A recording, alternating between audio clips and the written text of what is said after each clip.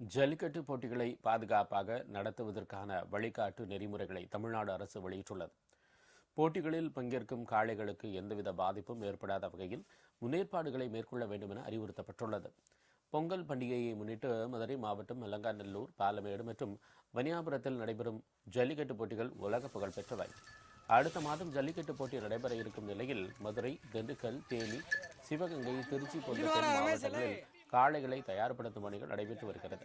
இந்த நிலையில் ஜல்லிக்கட்டு போட்டிகளை பாதுகாப்பாக நடத்துவதற்கான வழிகாட்டு நெறிமுறைகளை தமிழ்நாடு அரசு வெளியிட்டுள்ளது. இது தொடர்பாக கால்நடை பராமரிப்புத்துறை செயலாளர் சுப்பையன் அனைத்து மாவட்ட ஆட்சியர்களுக்கு அனுப்பியுள்ள சுற்றறிக்கையில் போட்டிகளில் பங்கேற்கும் காளைகளுக்கு எந்தவிதமான பாதிப்பும் ஏற்படாத வகையில் முன்னேற்பாடுகளை மேற்கொள்ள வேண்டும் என்று அறிவுறுத்தப்பட்டுள்ளது.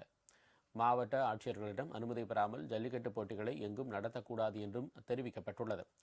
விலங்கு வதை தடுப்புச் சட்ட விதிகளுக்கு இணங்க போட்டிகளை நடத்த அனுமதி வழங்க வேண்டும். காளைகள் துன்புறுத்தப்படாமல் இருப்பதையும் பாதுகாப்பாக இருப்பதையும் உறுதி செய்வது அவசியம் என்றும் குறிப்பிடப்பட்டுள்ளது. ஜல்லிக்கட்டு போட்டி நடத்துவதற்கான விண்ணப்பங்கள் அனைத்தும் இணைய வழியில் மட்டுமே அனுப்ப வேண்டும் என்றும் வலியுறுத்தப்பட்டுள்ளது.